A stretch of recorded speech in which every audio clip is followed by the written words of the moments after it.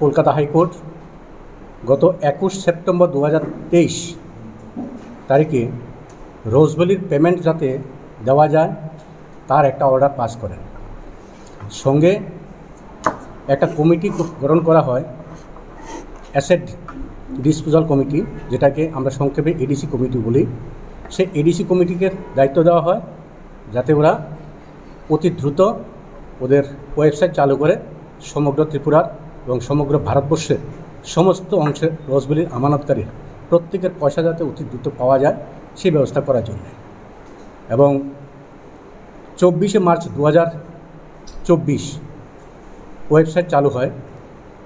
10 দিন মোটামুটি একটা ট্রেনিং পিরিয়ড, মানে ট্রায়াল পিরিয়ড চলার পরে 24 মার্চ আমাদের ট্রায়াল শেষ হয়।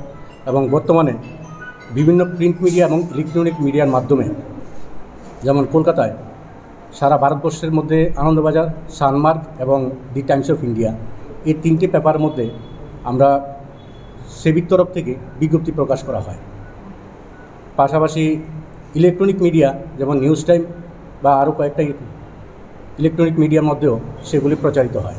তো আমরা আজকে ত্রিপুরাতে, আমরা ভার্সিটি ত্রিপুরার মেইন রাজধানী আগরতলাতে আমরা প্রেস কনফারেন্স করতে চলছি একটাই কারণে, যাতে আপনাদের মাধ্যমে সারা ত্রিপুরার যাতে যত আমানতকারী রয়েছে ওনারা যাতে ওয়েবসাইটের মাধ্যমে প্রত্যেকের আমানত সংগ্রহ করতে পারেন, প্রত্যেকে সার্টিফিকেটগুলো যাতে জমা করতে পারেন এবং নির্দিষ্ট সময়ের পরে যাতে প্রত্যেকে ফেরত পান, সেই লক্ষ্য রেখেই আপনাদের কাছে আমরা সেই দায়িত্বটুকু তুলে দিতে চাই। ধন্যবাদ। সেবির আধিকারিক আছেন, ঠিক আছে, সেভাবে একটা কমিটি গঠন করা হয়েছে সারা ভারতবর্ষের রোজভ্যালি যত আমানতকারী আছে তাদের প্রত্যেকের প্রাপ্য টাকা যাতে ফেরত পায়। এবং অর্ডার কপি এবং আমাদের নলেজে যতটুকু আছে যে সারা ভারতবর্ষে রোজভ্যালি আমানতকারীদের যা লাইবিলিটি আছে তার থেকে অনেক বেশি পরিমাণ লিকুইড ফান্ড এবং অ্যাসেট টোটাল মিলিয়ে আছে। সেটা আমাদের রিপোর্ট না, এটা ইডি সিবিআই রিপোর্ট।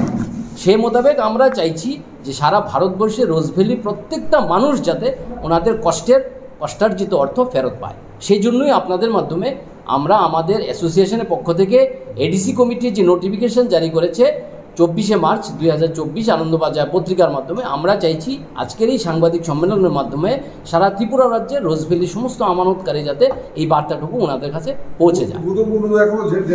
উনি জেলে আছে, ওনার ব্যাপারটা হচ্ছে ম্যানেজমেন্টের ব্যাপার, এটা আইনি পথে ওনারা আছে। আমরা আমানতকারীদের সাথে টোটালি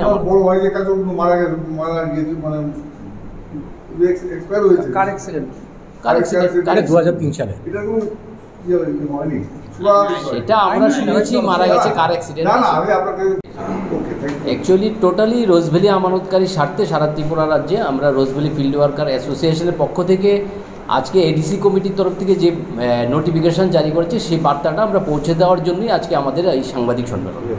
আমরা চাইছি আপনাদের মাধ্যমে সারা ত্রিপুরা রাজ্যে রোজভ্যালি যত আমানতকারী আছে প্রত্যেকে যাতে এই বার্তাটুকু প্রত্যেকের কাছে পৌঁছে, সেই উদ্দেশ্যেই আজকে আমাদের আমরা যথেষ্ট আশাবাদী।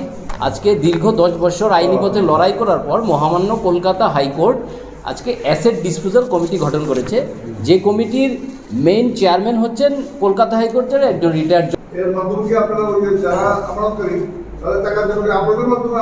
না না না না না যেহেতু ওয়েবসাইট চালু হয়েছে সেই ওয়েবসাইটের মাধ্যমে www.rosevalleyadc.com এই ওয়েবসাইটের মাধ্যমে আবেদন করতে পারবে।